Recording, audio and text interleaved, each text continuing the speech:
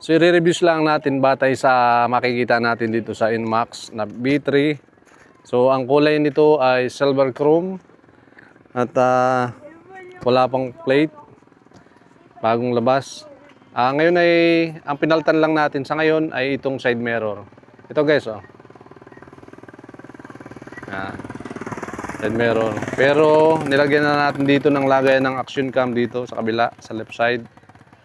Dito natin nilalagay yung Osmo action cam natin at saka yung 360 na camera. So siya ay nasa na yung susi. Keyless na din siya guys. So yan, oh.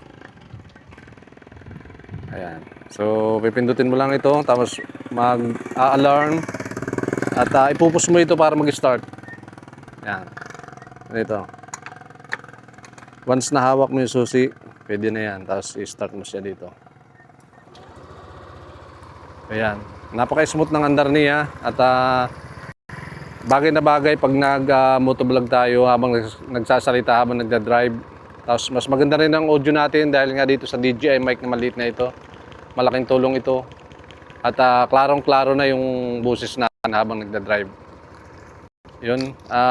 Sa unahan naman, napakaganda ng looks niya. Yung sun visor niya, wind protection niya, wind visor, kulay black. Ayon sa iba, mas mataas ito ngayon kaysa sinundan na yung B2, version 2. So sa unahan naman siya, napaka tiger lock niya, LED na maliit ng ilaw. So kapag umaandar siya, nakailaw din yung low beam niya, guys. Ayan. So pag ni-highlight mo siya, ito yung high beam. Ayan. So yan ang itsura niya. So hindi na tayo magdadagdag ng additional pag-light kasi maliwanag na yung ilaw niya. At dagdag gastos pa rin naman yun, guys. So tutukan natin yung mga emblem niya. Dito sa side, ayan, makita mo yung logo ng Yamaha. Ang ganda, oh. Makintab. Tapos dito sa apakan niya,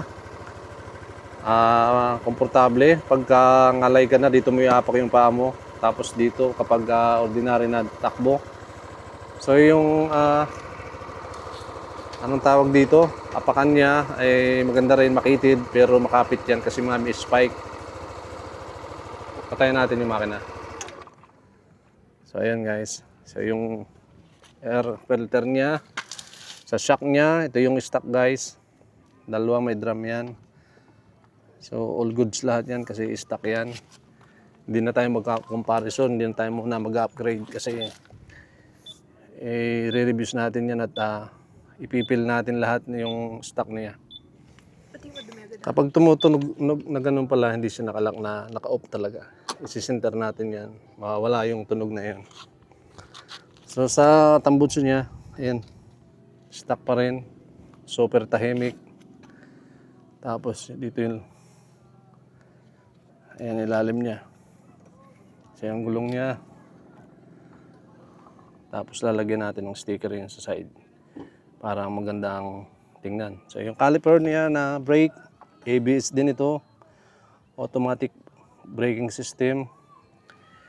Kapag na-detect niya na madulas at nagpreno ka, hindi siya magpipreno ng biglaan. So mag-automatic siya ng dandahan. At may sensor siya kung buhanginan yung surface mo, madulas. Kaya yun ang goods ng advance ng ABS. So sa side na ito, yung emblem niya, ang ganda.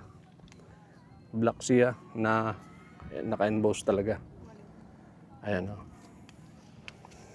Seat cover, ang lapad, komportable. Tapos yung lagayan ng gas dito rin siya. Ayan, oh.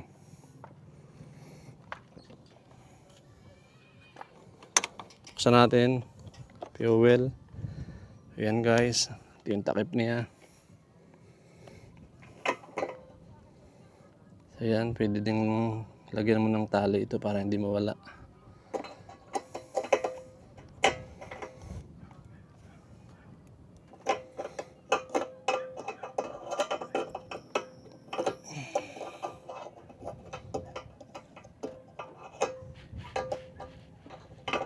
Yan. Sa dashboard niya, narito na yung selector mo. Tingnan natin, papakita natin guys. Ayan. Yung selector ng B1, B2, narito yung pindutan eh. Pero dito high-tech na ito, upgraded. Ayan o. So yun lang ang reviews natin kung ano yung mga nakita natin sa motor na ito. At yun lang guys, at maraming salamat.